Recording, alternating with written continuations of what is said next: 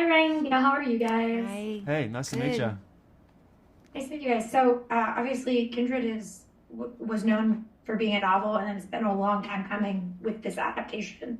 So for both of you, I want to know what kind of brought you into the project in the first place and made you want to be part of this series. I had been familiar with a couple of Octavia Butler's books previously, and I also I know Brandon Jacobs Jenkins, our creator and showrunner.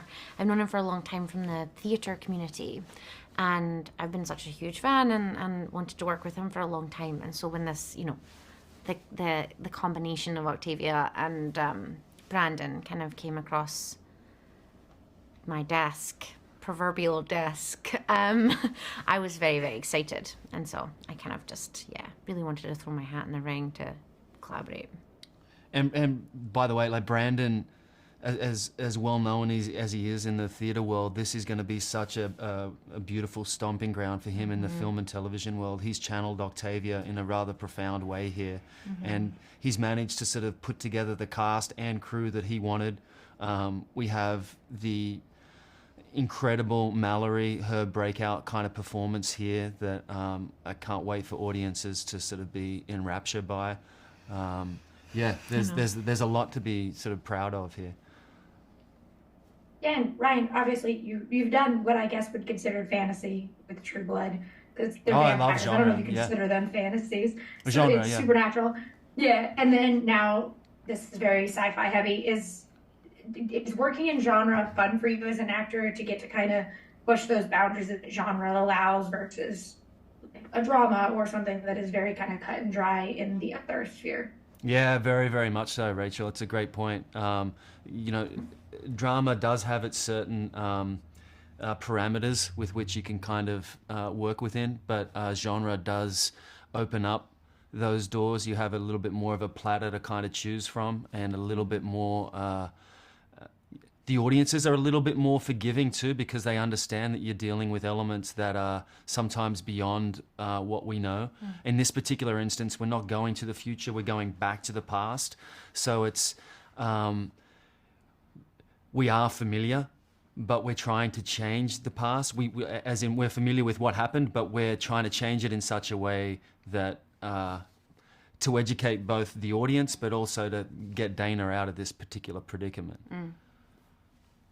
Yeah, Gail, is it fun to get to kind of do more of a genre heavy show versus like you were in Perry Mason, which is fun, but it's very serious and it is a drama television show versus something that plays with time travel in this way. Yeah, it's funny. As genre as this series is known for. I think it's like I find this to be just as, if not more dramatic than anything I've ever done, which is always something that I'm drawn to, and but it is an extra element of expansion. It's like drama plus, plus like beyond. It really allows you to explore like the human condition in its like true form, maybe potentially without sounding too woo woo, which is really cool for me. But yeah, it's been very fulfilling, really fulfilling. Yeah, and as actors, like I'm a nerd, so like I've watched a lot of time travel stuff, but this is such on a different level from something like Doctor Who, which does go back to the past, but it is as an educational tool versus something like this, which is looking at humans and how humankind interacted with each other in the past. And as actors, is that something that you're more drawn towards the human aspect of this story than something like, not to be mean to Doctor Who, one of my favorite shows, but something like that, which is more of like, oh yeah, look, they're in the past, it's fun, when that wasn't the reality for many people. Yeah, I feel like this is far more of an internally driven show. It's a far more of a character driven piece. So you've got Octavia's lean prose, her strong sort of protagonist, but you've also got the social observations on top of that. And for me, that's what sort of separates this show from the myriad of shows that are out there. It's truly wholly and solely original. And we're trying to say something that's so much bigger than just this show. Yeah, and it feels like the time travel, whilst being extremely important, is a vehicle. It's a tool. It's a really helpful tool. But it's definitely a tool, I think. And I don't want to ever speak for Octavia Butler, but I would imagine that it was a tool for her. I don't think she ever assumed the role of being a sci-fi writer. Actually, I think she was trying to write. She was trying to expose something, and this was a great tool for her to be able to do that. Wonderful point. Yeah, and I think what's great, what works about the show truly too is the characters. We are kind of thrown right into the action in a lot of ways, especially with the past, and it works, and we get everything that we need right up front, and we know who these characters are and how they function.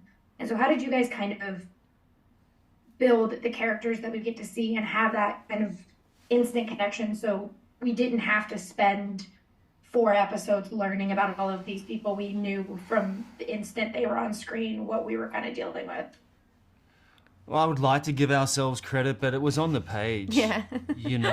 So much of this, this was over 40 years in the making from when Octavia first wrote it in the late 70s, and I know the studio had been working with Brandon to sort of really give this the best shot, everything it deserved, before getting to even sort of the point where the actors got involved. So Brandon, again, I have to take my hat off to him, because he was more than open to sort of take on our 2 cents and our ability to kind of potentially enhance a character.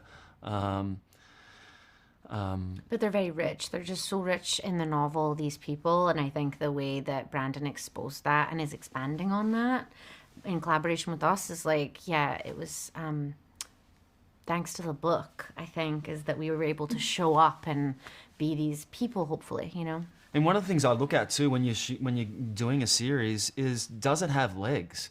I was fortunate enough to be a part of a series that went for 7 seasons, and I could see the ingredients, the things that sort of made that a success. And one of those key ingredients was having a formidable audience, in the fact that before you even go into sort of production. So this has a plethora of people that are huge Octavia fans going into this. So I really, I hope that we give them kind of credence and Octavia, but I also believe that this is a whole new way of sort of telling Octavia's story as well.